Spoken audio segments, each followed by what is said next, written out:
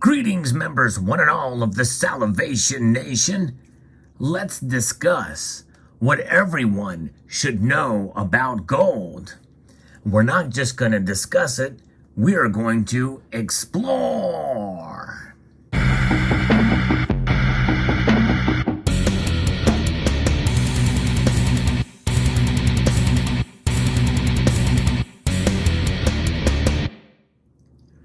More than likely, if you have bought gold in the past, especially your first gold, you have learned a lot about it. You've done some research about the metal. There's something captivating about it.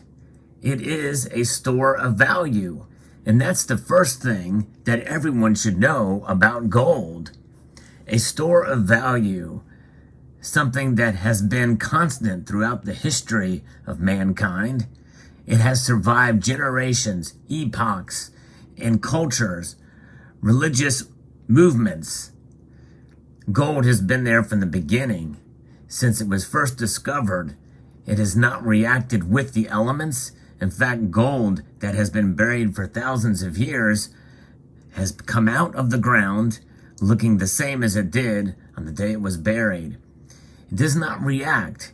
It is very easy to manipulate and very malleable in the physical form. And that's one of the attractive qualities about gold. In fact, even the ancient Egyptians thought it was divine. Gold, an amazing metal that certainly has transcended time and space. That value is something that will continue to be for many years to come. When you think about the example I gave before about taking a piece of gold and burying it in the ground and rediscovering it thousands of years later, the same could be said about gold being refined.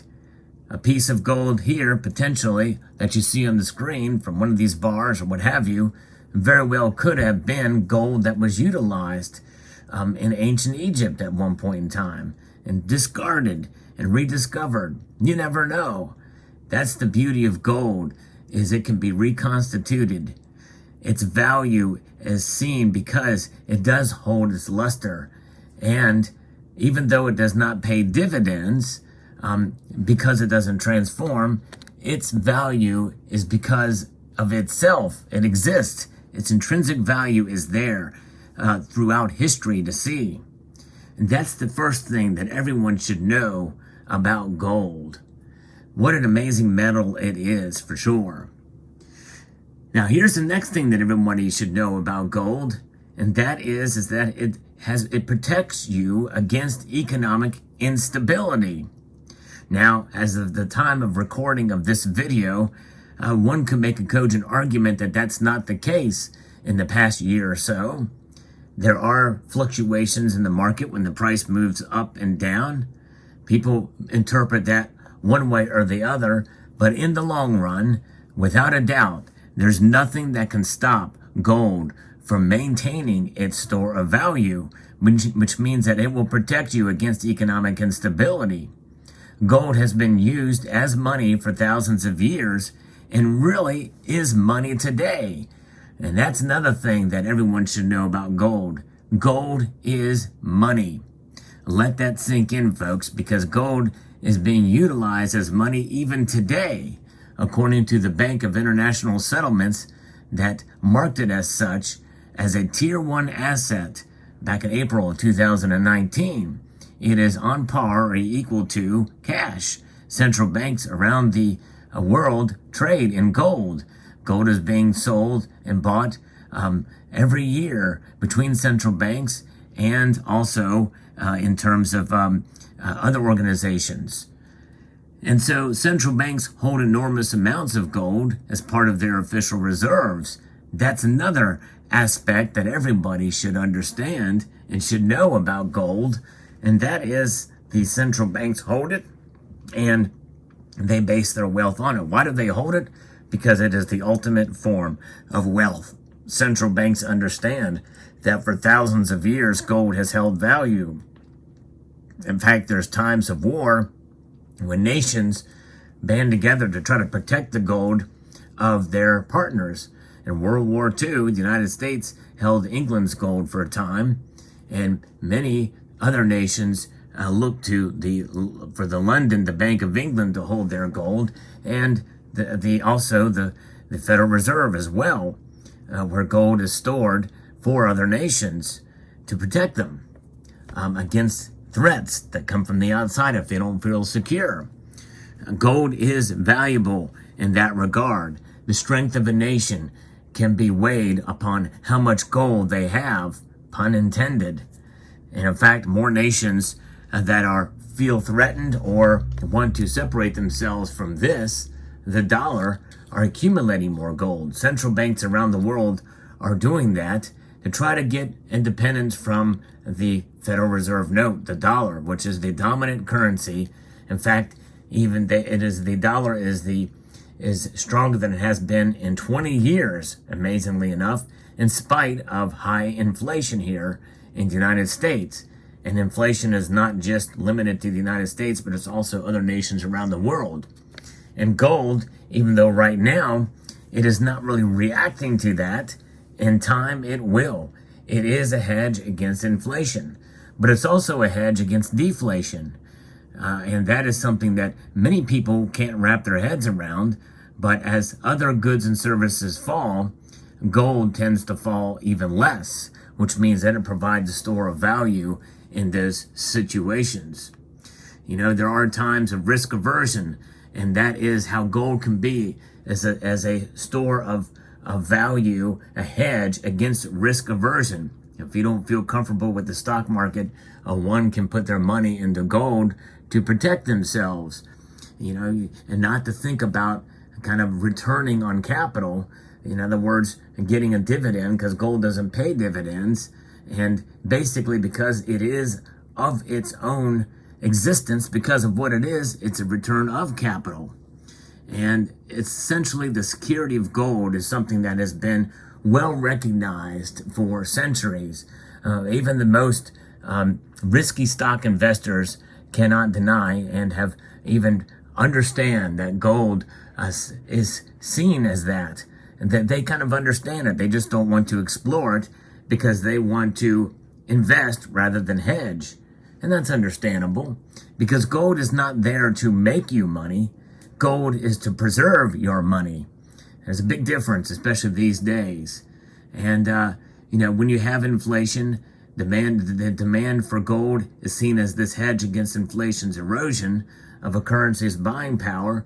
In all intents and purposes, gold has served in that role throughout history. It's just the timing of it is a little bit off. But gold is certainly a metal that is treasured, and that is something else that everyone should know about gold. Gold is treasured. And in many cultures in the East especially, people hold on to gold because they understand what their governments do. Many of governments in the East are not democratically elected governments in many cases, and they've seen a lot of hardship. They've seen a lot of economic instability in those countries, but they also have a love for the beauty of gold and their jewelry and the like. And that is something that is transcendent, above and beyond what governments can do. And even there are those in those nations, some of those governments in those nations that don't do anything to stop people from holding gold, and maybe even encourage it. The Turkish people are an example of people who have seen their currency be devalued and reset multiple times. So the people there, they buy gold and they store it in their homes. Gold is being used as dowries for wedding ceremonies in India. The Chinese people certainly understand the value of gold, and they accumulate a lot of it. Gold can be used to hedge against what other nations do as well. And that's just it. Gold can protect you. Gold can serve as a way to be able to provide stability for your finances as the ultimate insurance policy against whatever hardship may come your way. And that is the best way to look at gold if you are considering it to purchase. If you've never thought about purchasing gold before, think of it as an insurance policy. Sometimes insurance premiums go down. Sometimes, and really the insurance policy has no value unless you need to use it at any particular point in time. And that's the nature of the economy. That's the nature of policies that you see out there. They have higher value at certain times than others. Typically, if you have to use your insurance policy, your premiums tend to go up. And if you have to sell your gold, for instance, well, that's less gold in your possession. And depending on the price that you get for the gold, depending where the dollar, how it's valued in the marketplace, you, in order to get your insurance policy back up to par, you've got to buy more. And you can buy more for less, or you can spend a lot more than you were hoping to on gold because of premiums and the like. You know, it's kind of it's a game of fluctuation. And gold is the most stable of the precious metals out there by far. But nonetheless, its price has fluctuated fairly greatly over the past couple of years because we live in a very fluctuating kind of marketplace. And so understand that as well too. That's what everyone should know about gold. There's not always a positive side to having gold in your possession. It is expensive, for sure, but it provides a great store of wealth in a very small space. And so if you understand that and understand the market conditions where the price can move drastically one way or the other, or that it can flow with the markets, and there are times and risk involved with even having this metal in your possession. But nonetheless, the risks are greatly reduced. And this is another important factor that everyone should know about gold. The risks are greatly reduced if you hold it for the long term. It's about holding on to your gold once you buy it. Because in time, if you think about gold in terms of the weight that you have in your possession, instead of in terms of what it's worth when it's compared against the dollar, you'll be in a much better position and feel much better about holding your gold. Because in the end, this dollar bill that you see before your eyes right now is losing value at a fairly incredible rate. In fact, some predict that we could see it inflation rise at 10% before the year is out. But even in times of economic stability and even economic progress and economic growth, the target for the loss of the value of the dollar is about 2% a year. Now think about that.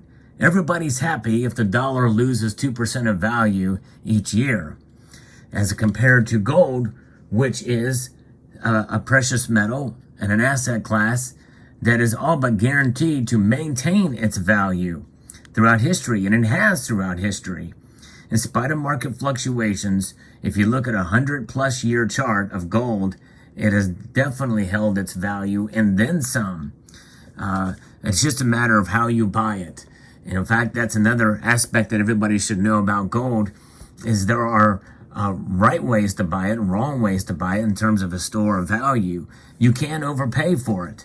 The best thing to do is try to find the best deal and buy when the price of gold is down, or when there are dips in the market, to try to buy more for less and less for more. In other words, if the price goes up and you're one of those buyers that believes in what is known as dollar cost averaging, well, you can utilize what I refer to as smart dollar cost averaging, where you buy more when the price is lower and less when the price is higher, and try to get it for the lowest premium possible. You can buy these fractional gold coins and pay a fairly substantial premium, although that premium, even for 10th ounce gold, is not quite as bad as some silver products out there, but it is a pretty high premium. And you can get that, or quarter ounce pieces and others where you pay a little bit less of a premium. If you are on a limited budget, you can buy gold. And that's the final thing that everybody should know about gold. It can be affordable. Let me repeat that again. Gold can be affordable. There are ways to buy gold for not a whole lot above spot, and get it in smaller quantities. There are deals out there. There's ways to do it. I've posted videos about buying gold on a budget, and it does take a little bit more discipline, but you can get certain gold items for not a whole lot over spot for less than a half ounce. So keep that in mind too. It's not out of the realm of possibility for you to get gold if you've never bought it before. Gold is a precious metal that will continue to stand the test of time. It will be a hedge against economic instability. Central banks hold it, and you can afford to buy it. So let me know what your thoughts are in the comment section below about gold, and what do you think everybody should know about gold? Certainly this was not an exhaustive list, but I hope you found it interesting and thought-provoking. I would like to extend a multitude of gratitude to you all for taking the time to watch, and encourage you to please rate, share, comment, and subscribe.